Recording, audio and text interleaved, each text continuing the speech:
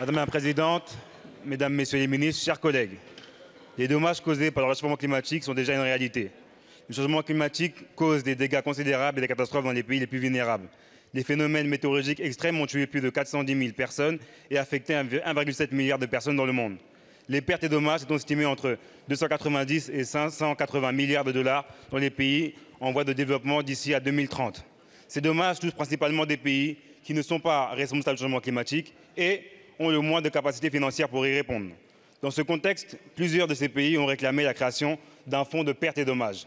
Il s'agirait d'un fonds de compensation aux conséquences irréversibles du changement climatique. Les pays les plus pollueurs ont une dette envers les pays les plus touchés par les conséquences du dérèglement climatique.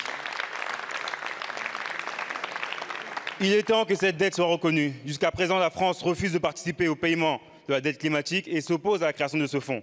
Mais en seulement 24 heures, l'industrie des énergies fossiles génère des super-profits 200 fois supérieurs à tous les financements dédiés par les gouvernements pour remédier à ces dommages. Les profits générés par cette industrie couvriraient même 60 fois le coût total des dégâts causés par le dérèglement climatique. Les fonds existent, la volonté politique, non.